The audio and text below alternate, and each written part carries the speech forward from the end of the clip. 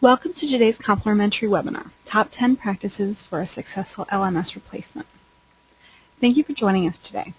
My name is Erin Spencer, and I will be your moderator for our session. I would like to take this opportunity to tell you a little about Brandon Hall Group. Brandon Hall Group was established in 1992 and was formerly Brandon Hall Research. As you may know, we are a research and analyst advisor firm. We have nearly 200,000 subscribers to our services and over 10,000 clients globally. Brandon Hall focuses on the areas of learning and development, talent management, leadership development, and executive management. We also specialize in sales effectiveness and marketing impact. We have several offerings for our members, including our Research Member Center, our Knowledge Bases, a Smart Choice certification program, and our Excellence Awards program. I would like to introduce today's presenters. Our first presenter is Stacey Harris. Stacey is the Vice President of Research and Advisory Services here at Brandon Hall Group. Our second presenter is Jason Marceau, Vice President of Operations at Meridian. Jason is responsible for executive management and oversight of the software, research and development, technical delivery, and professional services divisions of Meridian. He also manages Meridian's strategic plan, overall financial control, and ongoing process improvements and business efficiency. Prior to joining Meridian in 2005, Jason held leadership roles with Quest Communications, where his teams were responsible for implementing telecommunications networks. I'd like to thank Meridian for sponsoring this webinar. Meridian provides the industry-leading Meridian Global LMS and an array of supporting professional services custom designed to align to unique client needs. They are the #1 ranked human capital management company for customer loyalty, with a documented customer retention rate of 98%. Their solutions empower organizations to optimize their learning technology, business processes, and drive breakthrough results. Before we begin, I'd like to invite you as attendees to take an active role in today's presentation. There will be poll questions throughout today's webinar, as well as a question and answer period near the close of our session. If you wish to ask a question during today's presentation, we would encourage you to do so. You may ask questions by typing in the question box of your control panel. I will be monitoring today's questions and will be providing some of your responses to today's presenters for their feedback as time permits. Also, a copy of the slide and recording of this presentation will be sent out to all attendees after this webinar. I'll now turn today's platform over to Brandon Hall Group's Stacey Harris, who will fill us in on today's agenda. Thanks, Erin. Appreciate the introduction, and hello, everyone. Nice to see you on this kind of nippy day here in Ohio. As I said, it's a bit chilly out. Hopefully, wherever you're at, it's a little bit warmer. I see we've got people joining today from Fort Lauderdale. We have someone also joining from Ohio. Hopefully, you're a little bit more south and it's a little bit warmer. We have someone joining from Salt Lake City today, and we have a couple of Ohioans and a couple of Green Bay, Wisconsin. There we go. Lots of good places getting ready to head into winter here today. We did get a quick question about the 1-800 number, or about the phone call number. If you can't call in on the phone line, you can log in over voice over IP. Erin can send you some instructions on that. So thanks everyone for joining today. It's a great opportunity to have a good discussion about something I think is on a lot of people's minds, particularly as we head into fourth quarter and we move into the first quarter of next year. Lots of people are looking at their LMSs, if they're going to replace them, if they're not going to replace them, what are some of the challenges that they should be thinking about, and what are some of the opportunities. We have a great co-presenter here with me today, Jason, who has been really instrumental in helping multiple organizations, hundreds of them, make the change within their organization, and he's going to be sharing some on-the-ground tips and tricks that I think will be helpful for anybody, no matter what you're doing and what your plans are from a replacement perspective. We'll talk a little bit today about pitfalls and challenges. We know there's a lot of them and a lot of fear out there about replacing an LMS. I understand. As many of you know, used to work in learning functions that had LMSs, and we worked through the replacement process. In many cases, it's harder to replace than it is to actually put a new LMS in place. Replacement insights by industry. So we're going to be talking a little bit. Jason's going to be specifically sharing things like how replacement looks when you're talking about a financial or a healthcare or a high-tech or a transportation type industry, and then also based on the complexity, the size of an organization, their culture, their maturity. So we're going to be sort of covering both of those topics through some case study models, and that should really help you understand, if you're in any one of those industries or you have one of those challenges in your learning functions, how you might address some of them. We do have a nice summary of a top 10 elements of a solid replacement strategy, so we'll have a nice framework to wrap up the afternoon with, and then we'll definitely take questions this afternoon if you have any about replacement processes or tools or things that we've seen in the market today. So a good discussion. Please put your questions on the side of the Q&A box. We'll answer them as we can throughout the afternoon, and definitely we'll try and save time at the end for questions.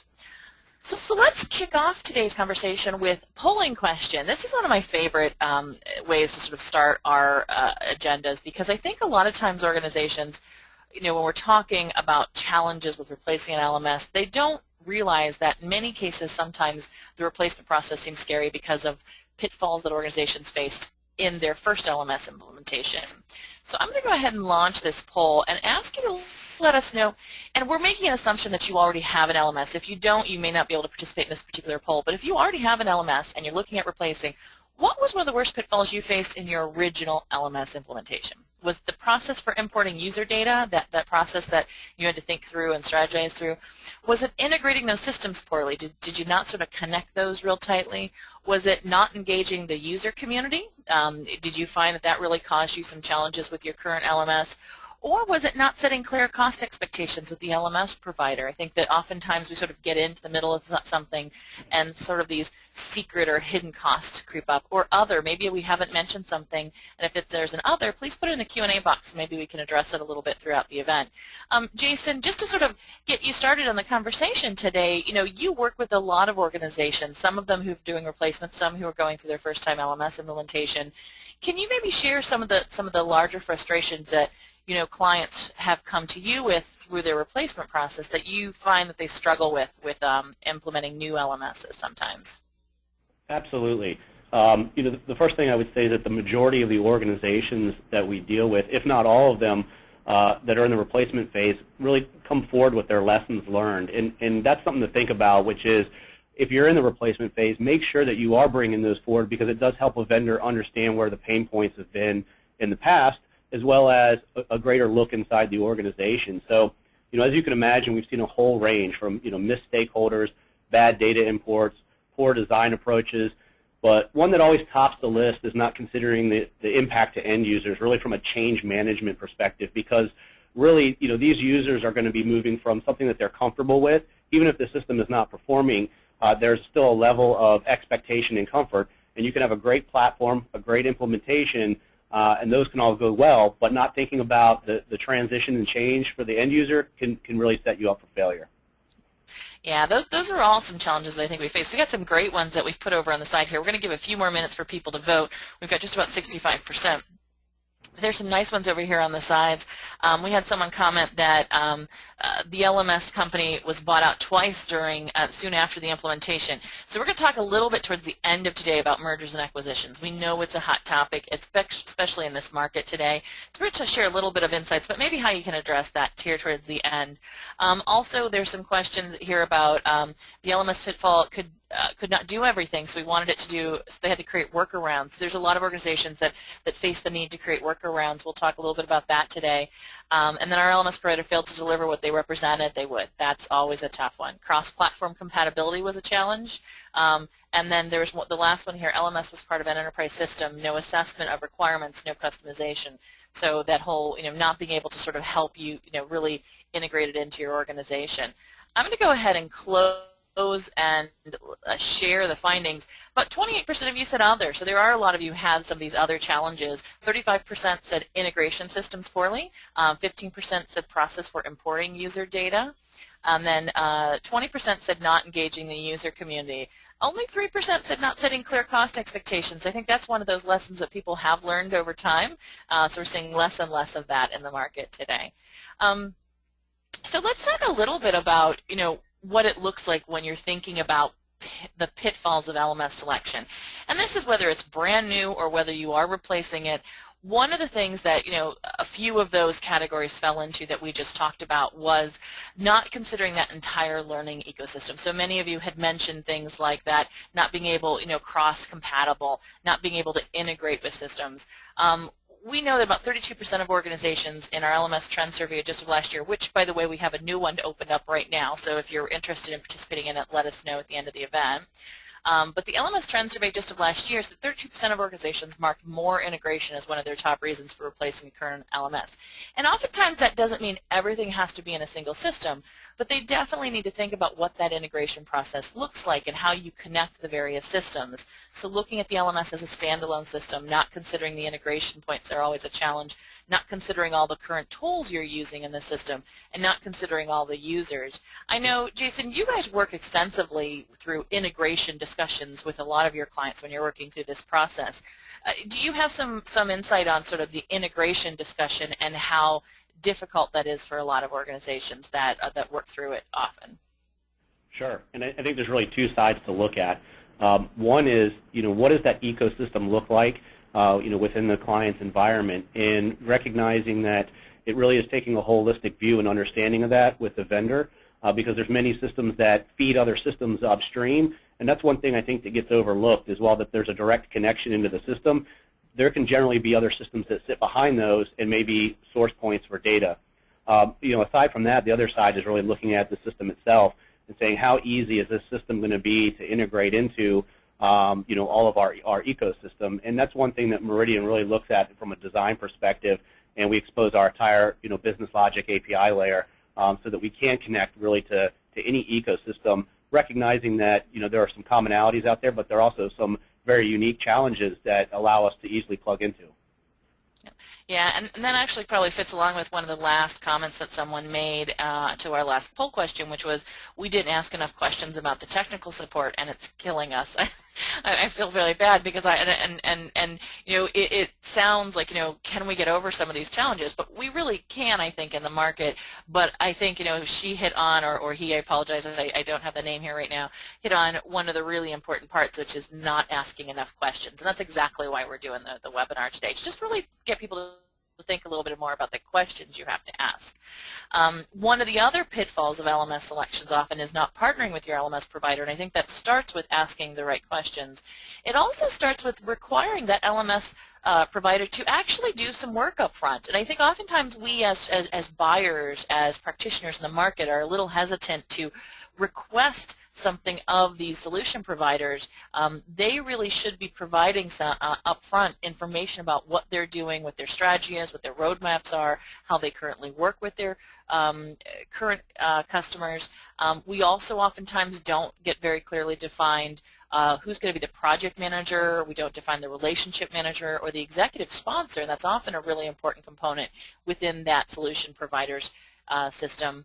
And many times we don't actually talk to the solution provider or the LMS provider about their own experiences. How much have they worked with maybe a pharmaceutical-based organization or organizations who have a lot of compliance, and are there lessons we can learn from them versus just trying to sort of put our old processes or our old way of thinking on top of that? And I think that's often something, again, we don't leverage those LMS providers enough. Now, Jason, you and I have had some conversation around this, because this is something you believe in pretty heartfelt, is that that dialogue up front is really important before you even begin to finalize the decision making or even the process for implementing a new LMS or replacing one.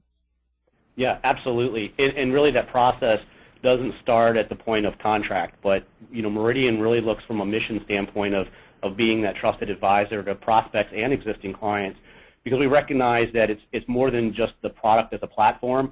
And while there's thought leadership there, as I mentioned before, it's looking holistically, but not just at that ecosystem, but at the organizational goals and understanding that the platform's part of the solution, but you need to map business processes, the implementation approach. Is it a phased rollout? Are there different audiences? What does the integration points look like? What are end-user adoption and change management? And these are all pieces that are very important to be a successful transition.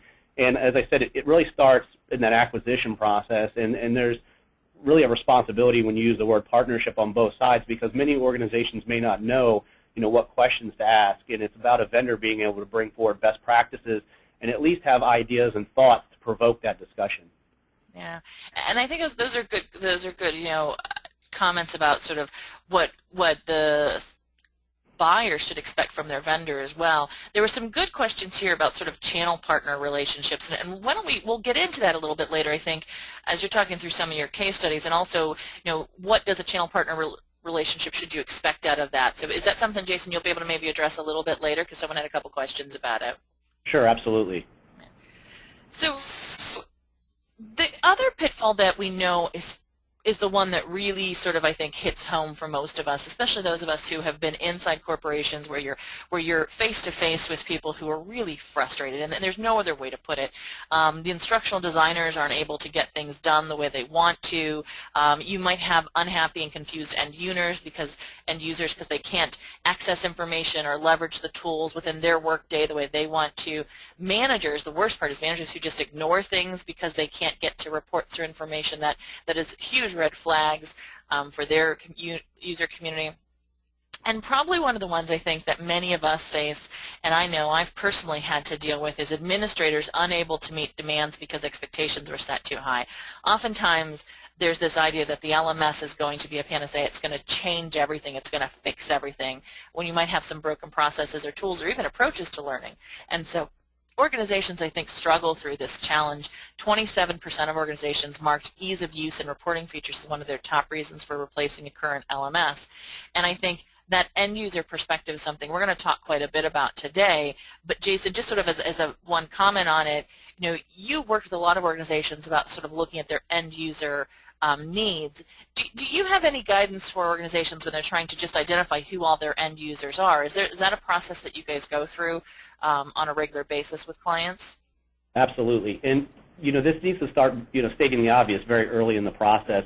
And what I mean by that is that when the organization is putting their business case together for change, because there's really two things to look at.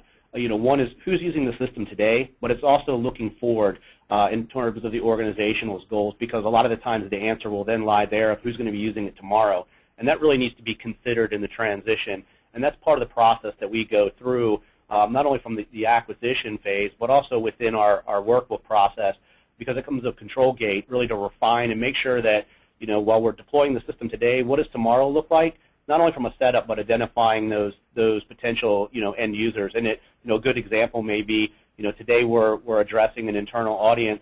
Tomorrow the business is going after a new audience, and this audience may be an external audience, whether it's somebody that's going to be paying to use the system or a nonprofit organization that's pushing out materials. But understanding that business need will very much help you capture those end users. And one of the things that we always recommend is making sure that you have end users, at least one or two embedded, within your project team as a power user, because it also gives you their point of view, and now you've established a champion in terms of the change management that's going to take place later in the project.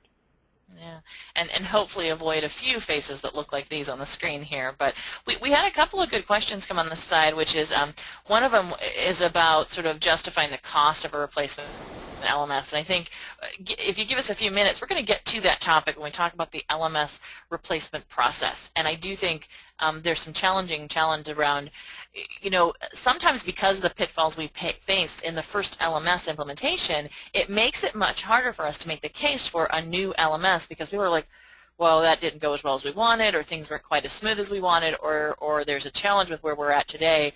Does it make sense to invest even more by getting a new system or another system, or even upgrading the one that we have?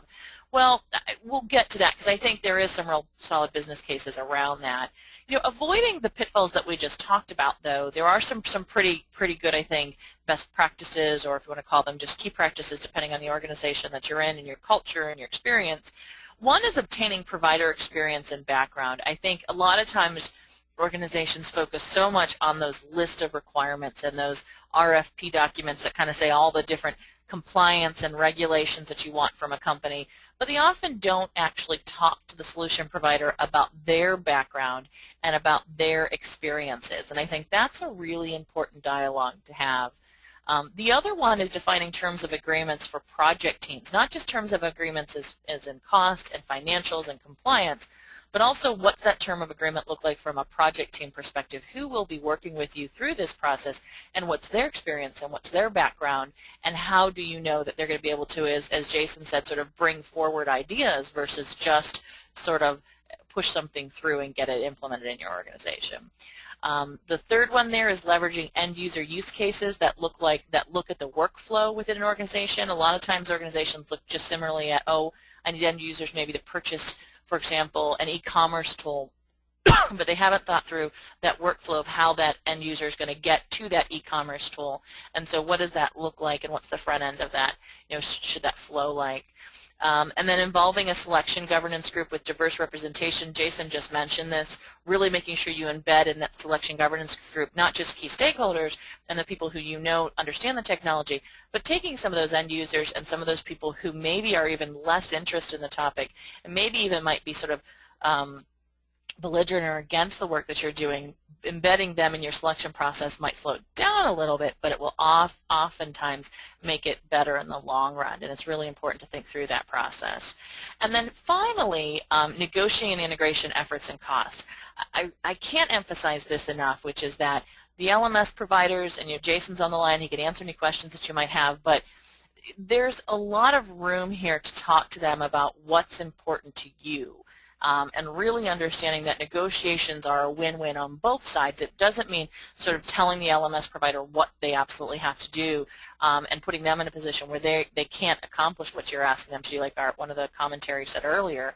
But you really want to negotiate with the eye towards what's going to be beneficial for us as a company and how can we be a good partner to the LMS providers, the LMS providers be a good partner to us. Now, Jason, just along that last line there about negotiation, integration efforts, and cost, do you find that oftentimes when you're working with some of the organizations that that the negotiation process goes better when you think about it from a partnership perspective? Absolutely. One of the things to recognize is that I think organizations in terms of vendors as well as companies that are using the systems want to move quickly through, and it's always the trade-off between how much level of detail do you need to be able to get a reasonable scope around it and move forward quickly, as opposed to getting hung up into a full-blown requirement session before contracts have even started. So, one of the things that we look at in terms of really partnering with organizations is recognizing that, we want to be able to get the right level of scope and making sure that the client understands the assumptions, but at the same time we build in, mutually, recognizing that there may be some unknowns and some things that we want to refine down. And that's part of the process that we work through very closely with our clients. And there's many times where we may come across something and it may change the direction a little bit, but instead of looking at just one piece, really looking at this client being with us for the long term, and generally that allows us to be in a position to move things forward, recognizing that we may have to step forward to help them out. Yeah, I think that's often those type of dialogues make the most valuable outcomes. Just jumping into now this question about what's your current concern. So if you are looking at replacing your current LMS, what is the concern that you have right now sitting in front of you that really you're worried about, the primary one? Is it moving content and courses? Is it communicating changes to your end users? Is it transferring that historical reporting data and where that might go to? Is it resetting up a structure and a domain information that you've spent maybe 2-3 years putting into your current LMS system?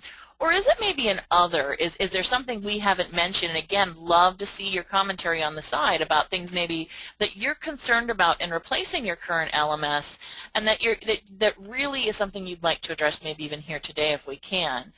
Because I know these are really big challenges for a lot of organizations. While people are sort of filling this in, Jason, I mean, would you, just based on your work with your current clients, is there any one of these that you think that clients really struggle with sometimes when they're looking at replacing their LMS right now? Absolutely, and the first one jumps out, and it's actually something we're going to talk about a little bit more in detail here later, but it's the content and courses. A lot of people, I think, the longer you've had a system, the more is there, and that can create a lot of risk to the project in terms of not understanding what the effort is to be able to move all that. It really is like moving your house. And if you've had that garage packed full for 4 years, are you going to move everything? Does it need to be cleaned up? What's going to get left behind? And not recognizing that very early on can create a lot of risk, again, to not only timeline, but to scope and budget as well, too. Great. Well, and we have just about 56% of the votes. We're going to give a few more seconds, but I love some of the comments coming in. A lot of people saying want all the above. Understand that. We had to kind of pick a primary. That's the challenge with the polling system here, but understand completely. A couple people talking about establishing changes in business processes. That's a really good one. Business processes are really challenging when you've got to shift them. And then there's a couple people talking about reporting and metrics. That's a really big issue for them. Some about engaging in existing systems are sort of linear, so how do I make it more engaging in the new system?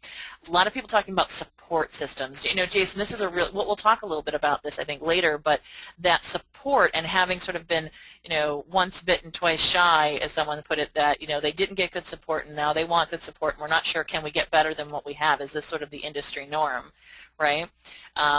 And then some people talking about afraid to sell the new company. Oh, there's a lot of good comments on here. I'm not going to be able to get to all of them. Something about getting the LMS to talk with our student information system, so that's that integration issue against, right? We already have one integration working somewhat. Do we want to redo that integration process again? And I think those are all very valid comments. I'm going to go ahead and close the voting here and share what we've got also on our window. We have 27% said moving content courses. Obviously, the number one that you said, Jason, is the one that came up on top. 10% said communicating changes to the end users. 15% said transferring historical data, and 23% said resetting that structure and domain. Really big issue of structure and domain. So we're gonna, let's talk about some of these challenges, because I think a lot of times organizations really think, you know, it's sometimes, I think, almost unfair, because, you know, putting in a new LMS is sort of like working with a clean slate. You might have had courses, you might have had material, maybe you were doing things with a manual process, but a new LMS, you sort of get that fresh, exciting opportunity. Replacing an LMS is often much more difficult, and definitely someone said it's harder to make the case for ROI for replacing an LMS, and I would agree with that. I've been in situations where I've had to make the case for replacing an LMS, and it is a much harder dialogue to have oftentimes. So the real first step for most organizations in the replacement process is the business case for change.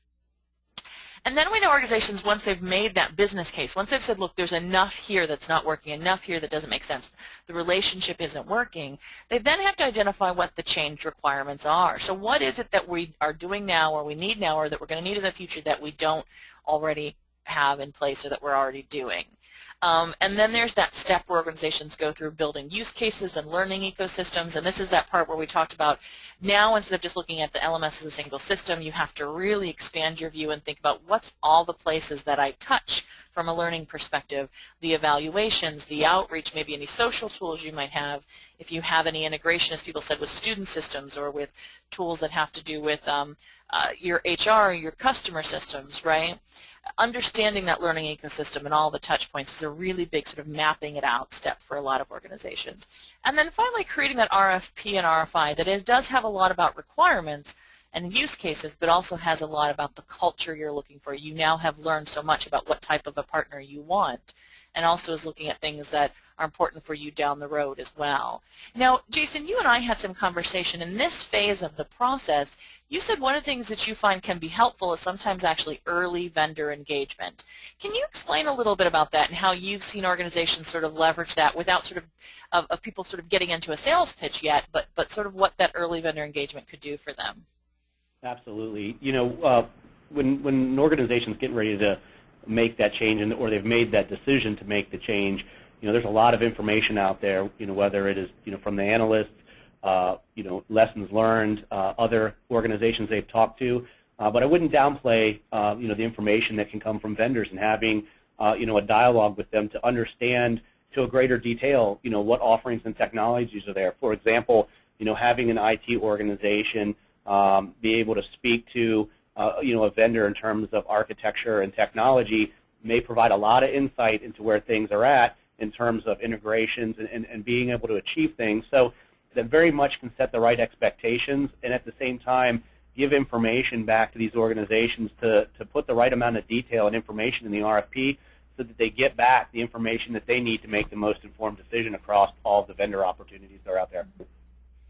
Yeah, and I think the only thing I'd add to your comment is to let the solution provider know what stage that they're in, right? Don't you think that would be a real big positive, which is sort of saying, here's where we're at. We're at this front end part. We maybe want a half an hour of your time or 20 minutes of your time to really talk through this, but at this point we haven't even put out an RFP yet, right? Is that a good kind of just best practice from the vendor's perspective, Jason? Absolutely, and we do this a lot with a lot of companies.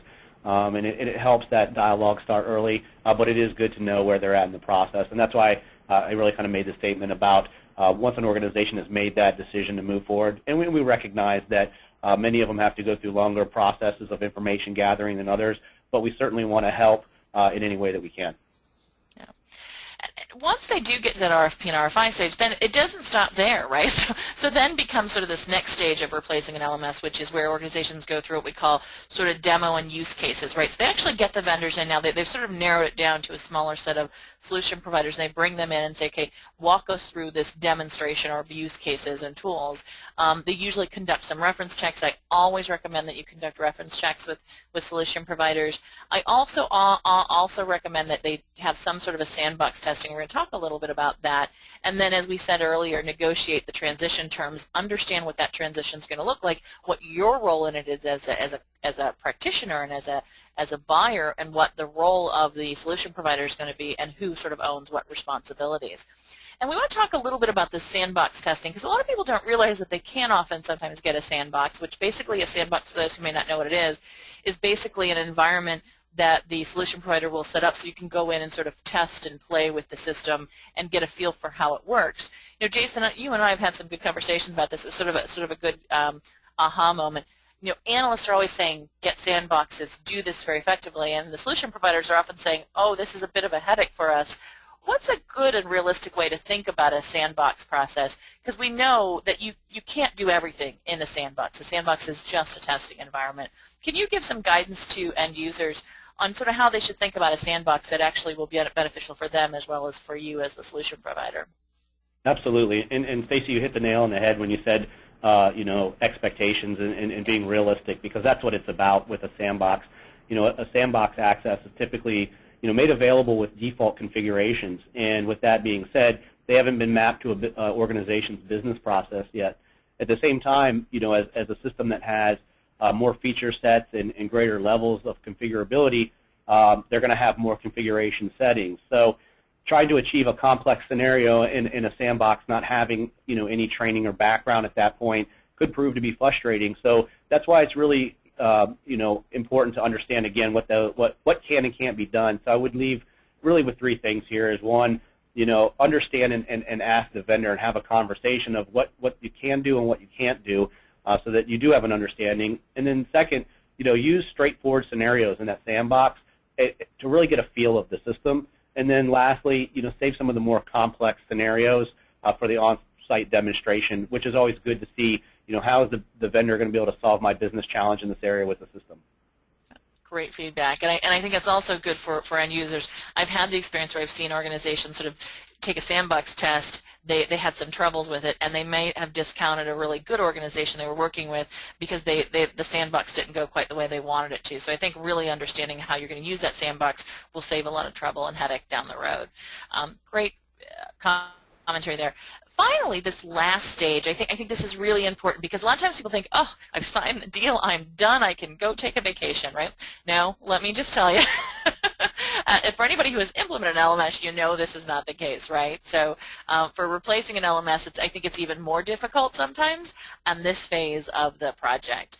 The first is that development of a transition plan. This is a really important component, that you do have a plan, that you know what's going to happen in 60, 80, 100 days, and you understand each step and who owns that step, right? There's also a lot of work that has to be done around integration efforts, especially if you had integrations in the old system and you want to put them in the new system, and if you have new integrations you now want to create with the new system. So integration efforts usually tend to take a considerable amount of time. There is a lot of work. You know, Jason said that idea of sort of I've had this garage and it's filled to the top of moving current content and records. And then finally, what does the end user communication look like? A lot of people said we need to engage our audience. We need to help them understand it's not linear anymore. We need to help them understand the new tools. Jason, can you speak just a little bit about those last two? Because I think those last two are really important issues, that cleanup of projects, and maybe a little bit about the end user communication piece.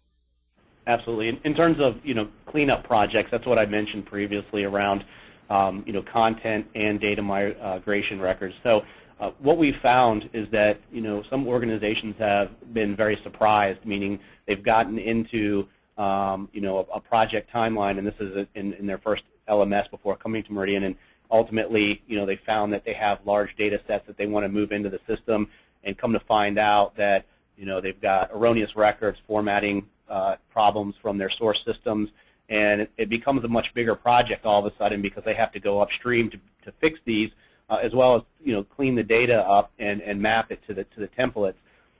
Same with content too, which is especially now with mobile and organizations that may have mobile strategies of what content's going to get moved forward. And these can actually spawn off entirely other projects that are equal in size depending on the organization. So it's something really to just, again, make sure that the scope and the size and the effort there is understood, I would say, even within that business case, because you may very well have competing resources that need to be able to implement the LMS as well as migrate this content. The other thing that I would say there is that also ask the vendor too of what's involved in their migration process, because mapping it to a data template and loading it in is the easy part. It's everything that transpires before that, and are they going to help you with that process? Is there going to be guidance in terms of record fallout and collection, or are you left on your own to do that? So that's one thing that I would always scrutinize and make sure that there's an expectation. Many organizations have that experience in-house. Others don't and need the help. On to the second point, about end-user communication, it really is about having a communication and marketing plan established early. I know we touched on having some power users and champions being embedded into the project. Obviously that's great, but it's really a larger change management plan in terms of how are those users going to be trained, how are they going to be brought up to speed on the system, and is the system going to be rolled out in terms of a big bang to them, or is it going to be more of a phased approach? All this needs to be thought about in terms of change management, but also that communication and marketing out to the end users. Sorry, talking on mute. I think these are all things where organizations oftentimes forget when they're looking at all the cool new features and functions of a technology. These are sometimes the most important elements. We have just about 20 minutes left, 30 minutes left today, and so we do want to take some time now to walk through actually 5 case studies, Jason, that you've brought of organizations that have done replacements. They've been in various industries and in various complexities of the learning process, and we really want to understand what are these organizations what did they go through? What's the stories that you have to tell about them that maybe might help the people here on the conference line understand for themselves? So we're going to start off with the very first case study that you have around a public sector organization. So I'll let you take it from here, Jason, and talk a little bit about what story this case study has to tell and what you think some of the lessons learned from it. Sure, absolutely. So, this organization has about 41,000 employees that are dispersed across the country. So, they were faced with many challenges from their legacy system, which was, one, how do we get all of our course and course information out to all of these remote locations, and at the same time, faced with what a lot of the government, as well as state and local government as well too, meaning tighter budgets, but having to really still achieve their mission and doing more with less. So, they came to Meridian, and it was really the discovery process, right, to understand those immediate goals of what they were trying to achieve, but also then looking out in years 2 and 3 so that we could really set up, a plan for them to achieve that, and at the same time taking into account those yearly goals that are going to be out there. And ultimately, what it resulted in was, a combination of, the Meridian LMS as well as an LCMS to meet their learning and content development requirements. And once that platform was in and consolidated their training, it obviously gave them the ability to then push out their courses to these remote locations and end users. But also, too, and this is really where they found their return on the investment, once those processes had been streamlined, it gave them the ability to then change their life cycle in terms of their courseware development. And that ultimately became that ROI for them to go in and say, we've now paid for the solution, but at the same time, we're now able to, deploy content quicker, and that comes back to, supporting their case, their business case, I should say.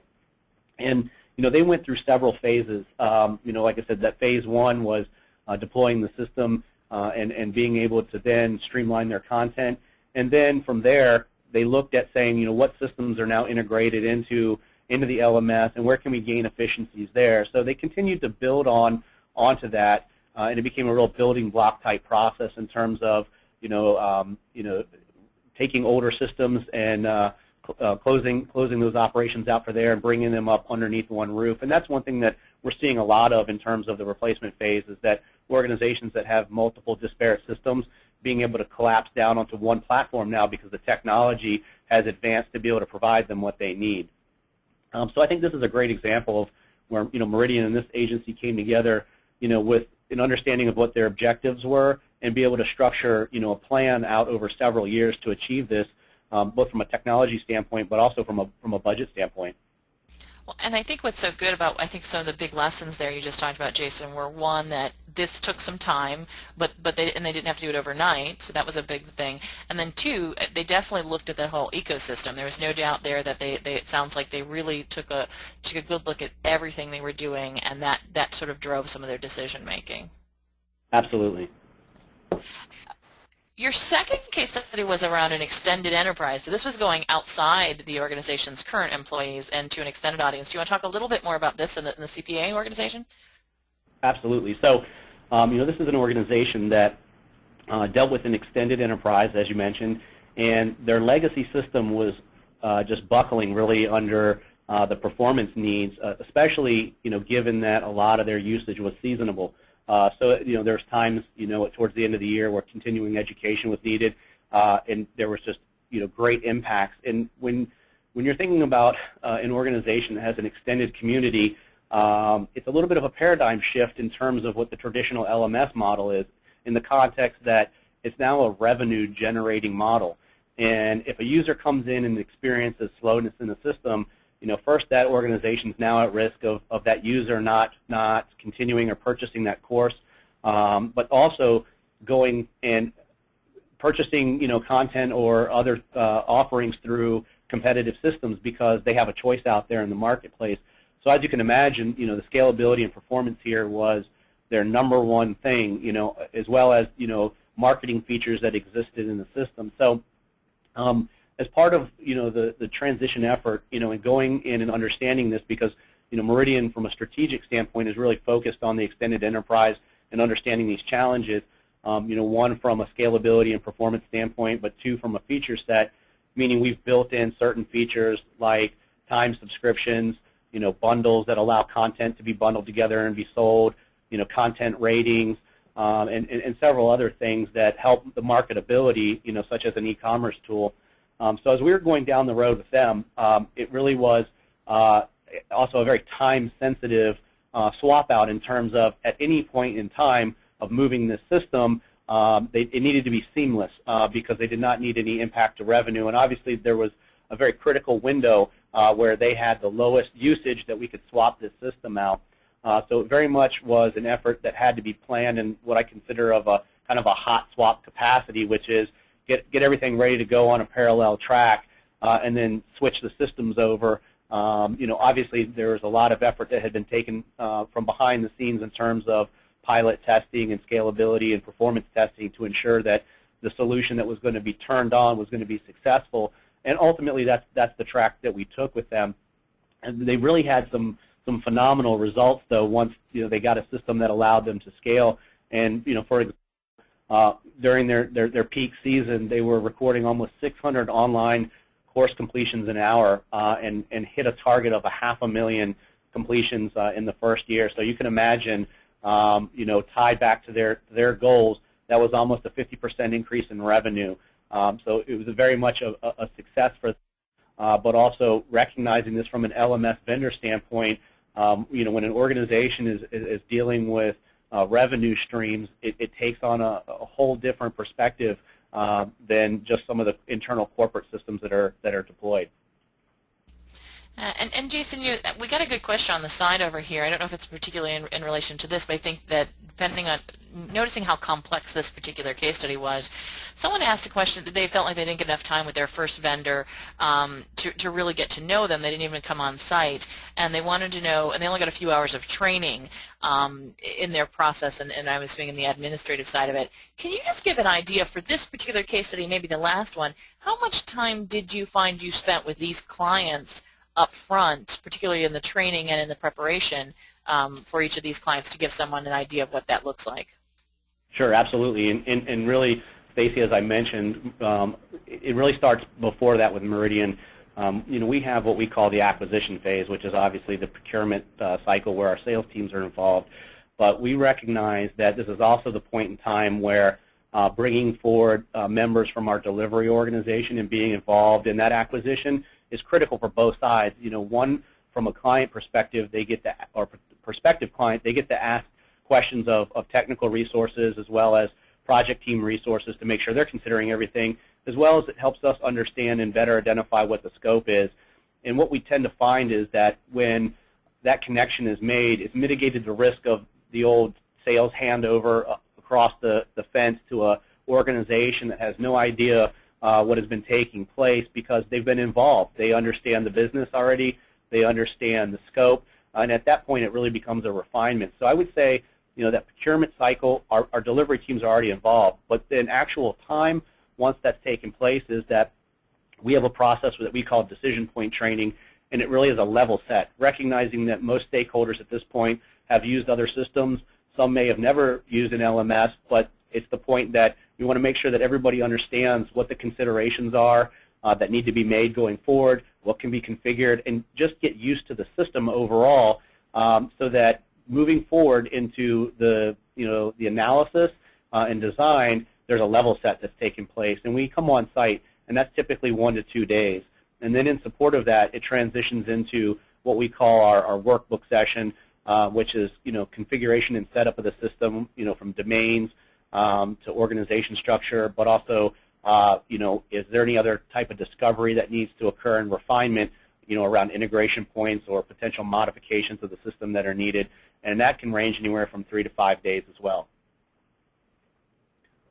It's a great sort of insight as to sort of the length that organizations might want to think about spending with their vendor at the very least. And I would agree that a couple hours of training is definitely not enough. Even if you've got a small business that you're running, you should at least have a day or two of time with that solution provider. The second one, the third case study you have here is about a transportation organization, a railroad actually, right? And they had internal and contractor staff, which I thought was sort of an interesting case study. You want to talk a little bit about this, Jason, just to keep in mind we have just about 10 minutes left. So. Yep, and I'll, for time's sake, kind of summarize here is that, being a railway, they had extreme government oversight, so compliance and regulatory guidelines here are absolutely critical. And really there's two sides of it. One, just enormous fines for being out of compliance, and the second part is people's lives really being at stake, because if someone is not qualified to operate a certain level of equipment, it can bring both of those into fold very quickly. So this organization had multiple systems, and ultimately those systems contained about 10 million user records. So the data and accuracy of that data, as well as getting it moved into one platform, I would say was the really big challenge here. So Meridian has a process, and I won't get into the detail. We're happy to talk to anybody about that, about how do you move record sets of that magnitude while maintaining accuracy. Requires several quality gates in an approach to make sure that ultimately we got that data into that system very quickly in the event that records needed to be pulled out of the system and people's training records analyzed in terms of compliance, if they've completed training or they're qualified to operate certain rail equipment. And there's a question here, and I don't know if you can address this now, or maybe if we have a case study, we'll get to this, Jason, because this is definitely high compliance, high complex organization, but many times small businesses are just as highly regulated in compliance. There's a question here about someone saying that they were a small organization, and they're worried about sort of being swept under the, aside in lieu of the bigger clients for a lot of organizations. Can you maybe address a little bit how you guys handle, and how you think that the market is handling small businesses versus sort of the larger organizations like this that have very similar complexities, if not the same size of company use? That's a fantastic question, because one of the case studies down under financial, and I know we're pressed for time, so I'll kind of pull that one forward, which is that Meridian deals with organizations of all sizes, and the important takeaway is that what we find is that the problems that exist with the big companies exist with the small ones too. So it's recognizing that and being able to have a process that you can then scale and tailor to fit the size of the organization. So for example, the one that I was going to speak about from a financial standpoint, they were a 200-person company. They have the same problems as the organization with 100,000 employees. So the nice thing that we're able to bring is best practices for how these large organizations solve the challenge, and then really scale that process down so that really from a scope perspective, they're not getting collapsed under the weight of a large-scale process, but bringing that best practice and how to achieve that down to a smaller organization. So it's something we're very familiar with, and we're able to leverage that experience for clients of all sizes. And Jason, I know that's a great answer. I think it got to the whole case study for the financial piece that we have pulled up here. Is there any other final comments here on this financial case study that you want to mention before maybe we head into the summary today? Nope, I think that's actually a good point there in closing, is that just recognizing that the challenges that exist across all lines of business from a training perspective in many cases are very similar. Some organizations have unique challenges, but really it's that breadth of experience and depth that organizations have in solving those challenges that can be brought forward in best practices to help any organization of any size. Great, and I think a lot of this we're gonna wrap up. We know you have a great case study here on healthcare, and there was a case study on high tech. We're gonna kind of wrap up with the summary, and then maybe we'll come back to those questions on those particular case studies. But you also have all the details here in the deck that everyone's going to get following the event. So let's jump to our replacement strategy framework, because we do want people to get a chance to see this, because this is a 10-point replacement strategy framework. And this is really, I think, a great way for organizations to sort of ensure that they're really stepping through all the things they should be thinking about when they're thinking about replacements. And particularly, I think, you've mentioned many of these challenges in your case studies, Jason. So the first one was that systems integration issue with internal and external clients, understanding logins and system APIs and clean data and competing data structures, right? And then there's things like structure and domain setup, content and data transfer, historical data transfer, globalization, security, reporting, administration change, end user change, and stakeholder change. If you can consider all 10 of these things, you're 75 to 80% of the way of having a much better implementation, and I think a much stronger replacement strategy for your organization. Jason, is there any one of these you'd like to maybe hone in on from a summary perspective that you think really is important that we haven't talked about yet, and maybe some of the case studies that we might have missed? One of the things that we haven't talked about really is the administrator change. We've talked a lot about end user, which is very critical, but at the same time too, as part of that whole change management structure, making sure that the administrators are involved in that process early, because behind just learning the new system, it may change a lot of their business processes for how they do things today, and being able to uncover that very early is very beneficial to the project, to understand here's what we need to be able to support our business processes, and do those plug in, or do those need to change? Yeah, I think oftentimes we overlook how important those administrator roles are within a process. And particularly when you had that healthcare example, I think and administrators, when it comes to healthcare, any kind of compliance-driven organization, really play a major role, not only in sort of getting the word out to the end users, but making sure that the organization is compliant. So great commentary and feedback there. We do have multiple questions on the side of the thing, so I do want to maybe start to get to some questions. If you have questions that we haven't answered already, please feel free to put them in the list. We do have one last poll question, so we're going to go ahead and ask that, and then we'll go ahead and get to the questions here today. This last poll question really is about what your questions are today in the current LMS market, because Meridian's going to be doing three actually webinars with us going forward, and we want to make sure that some of the challenges that you're tackled with, they're actually covering in those webinars. So I'm going to open up this last poll for the audience. And this is just going to give you an opportunity to say what's really on your mind right now. What are some of the questions you have today Is it about the mergers and acquisition activity? Is it meeting the needs of the internal and external audiences? Is it the evolution and adoption of multiple delivery methods? Is it evolution from learning reporting to reporting and performance analytics? That means sort of like workforce management and workforce planning and how that's tying to the learning tools. Or is it this other component? Is it something that we haven't mentioned that you'd love to put over on the side? Please feel free to sort of add some commentary to that. And Jason, part of what you guys are trying to do with this series of webinars that we're doing is really share some of the experiences you guys have found over the last 20 years or so that you guys have been helping organizations implement LMSs, correct? Absolutely. We'll give everyone a few moments to vote on this. While we're finishing that up, Jason, I'm going to read off a couple of questions that people had from your last conversation. Someone said, from identifying vendor to implementation, how long should we plan for the transition? What things might add to that time? Can you maybe comment on that question while people are sort of finishing up answering this poll question for us? Sure. Just to recap, were they asking about the timeline from the business case all the way through the project, or did you say vendor selection through the project? From identifying the vendor to implementation? Yeah. Okay. Sure. And really, depending on the size of the organization and complexity that may exist, what we typically see is about 12 weeks. And that can scale either down or up depending on what's going on. But as an average, that's typically what we see.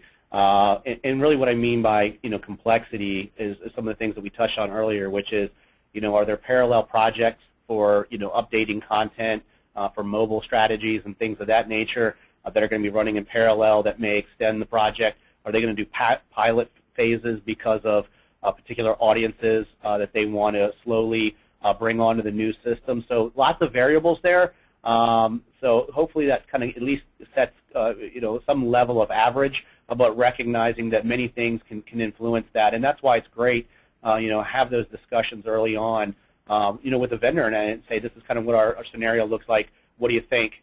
Because you can get pretty reasonable timelines back. Yeah, no, those are great insight, and I think that the 6 to 12 weeks is about what we've seen on the research side as well. I think that's a reasonable time frame, and definitely for larger organizations that might extend out. If you've got a really strong group, has to have a lot of, I think, different opinions sort of shared, but I think it's real positive to sort of have a window that you're going to be working within so that it doesn't extend too long. Just real quickly, we are showing our poll comments. I think this is interesting. It's sort of 25, 25, 23, 23%. Almost all of you are sort of average on all the challenges. So I think, Jason, some of the topics you guys are planning on talking about in the next upcoming events are going to be pretty hot to everybody. We had some great commentaries also on the side about what people are looking to talk about going forward, which is identifying vendors. Or people said they answered 1 and 2 is equally important, and some people talked about integrating mobile learning within LMS and how to reach the emerging mobile audience. So a lot about mobile and social, which I think we'll be talking a little bit about maybe in one of the case studies that you guys have, Jason, as on the 4th event. Just to kind of wrap up today's event, if anybody has any questions that we haven't answered about sort of replacing the LMS, we've talked a lot, and I'm going to go ahead and go back to our sort of summary replacement strategy framework here. This is a really hot topic, but it's also, I think, something that's important to the market as a whole when we think about the fact that replacing an LMS really puts so much stress on those people who are doing that work. They really have to think a lot more about not only getting a new system, but now taking all of what they're doing currently and transferring it. I'm looking at some of the questions that we had here also on the side. The person who asked about the time, there was another person who asked about justifying the value of a replacement LMS. Jason, maybe you can answer a little bit of a question about that. Do you have any last-minute comments about how organizations have sort of justified that replacement, built a business case for that replacement strategy? Sure, absolutely. One can be what is their cost savings in terms of maintenance as it relates to multiple systems if they have multiple systems. Also, too, what is it costing the organization in terms of trouble tickets and delay? I think that's one that is not always brought forward, but you can start to drill down and say how much resource time is being lost on a weekly or monthly basis because of a system that's underperforming, and what is that costing the organization? Also, too, are there risks in terms of a dated platform as it relates to technology and security, depending on what the organization does, and the data, that can be another area where there can be risk imposed. So I would look at it from multiple directions, meaning, one from, if there's synergies that are being gained, from systems or business processes, but also too, what kind of lost productivity and risk exists in terms of running a system that's old, and you'll find very quickly you start adding those up. More often than not, that becomes your ROI and develops your business case to be able to move past the CFO. And I know we're just at the top of the hour, so we'll take one last question that we got here. One of the questions was about sort of the integration process. There was a couple of comments, and then there was one question about sort of how do we ensure that the system will talk to or will integrate effectively with the other systems that we have in our organization, particularly from a replacement perspective. Jason, what are some of the things that you usually work with clients on sort of making sure those integration efforts work? How are you able to make sure that works for organizations? Sure. The first thing I would say is always make sure that the organization has their IT representation there, as well as a subject matter expert on whatever that integration point is. From our side, it's make sure that you understand how the architecture of that system is set up. As I said earlier, our business logic API layer is completely exposed. So we can basically plug in almost like you think when you travel internationally and have a universal adapter that will really allow you through web services to plug into any other system. And then go another step further, which is asking where they've done this before, and examples of what other systems they've integrated with can give you a real good feeling, especially bringing your IT folks in to kind of vet that technical conversation and understanding of can this be done, how is it done, and have you done it before? Those are great. I know oftentimes we forget that we've got to partner with the IT group. Sometimes it seems like it feels easier to go around them a little bit, especially if you're going SaaS, but integrations is where you need that IT involvement and is really an important part of making that work. Well, we are at the top of the hour. We had some great commentary, wonderful feedback. I love the interaction today, so I do appreciate it.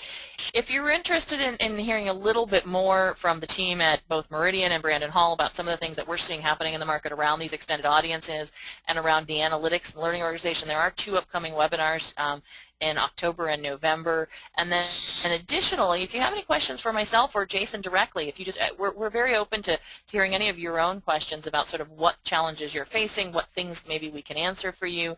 Please feel free to reach out to us directly. I'm always open to reaching out to people on LinkedIn, or feel free to reach out to me on Twitter. And Jason, you've got your email and everything here as well. If you have any questions that we haven't been able to answer that you want to put on our evaluation, please feel free to fill out that evaluation. They are really important to us to make sure that we're providing educational sessions that add value to you every day, so that feedback we do take very seriously, and we try to continue to improve our webinar series. Jason, thank you for your time and great feedback and great insights on sort of what you're seeing today in the market, but also how you're seeing clients sort of overcome some of these challenges. Do you have any last-minute comments for everybody today? Nope, just wanted to thank everybody for their time, and hopefully it's been informative. And as you said, if you've got any additional questions around challenges that they're facing in terms of putting together a business case or trying to move through that process, we're happy to have that conversation. So feel free to reach out to us. Yep, definitely. And thanks everyone for attending today. Hopefully wherever you're at, it's not too terribly chilly, and winter's coming on with a nice soft sunshine in your back as it is here in Ohio. And we look forward to the next event. We get a chance to talk with everybody. If anybody's going to be at HR Tech in the upcoming couple of weeks, I will be there along with several representatives from Brandon Hall, so we'll be more than happy to maybe talk to anybody who's out there. Otherwise, we'll see everybody in the next event.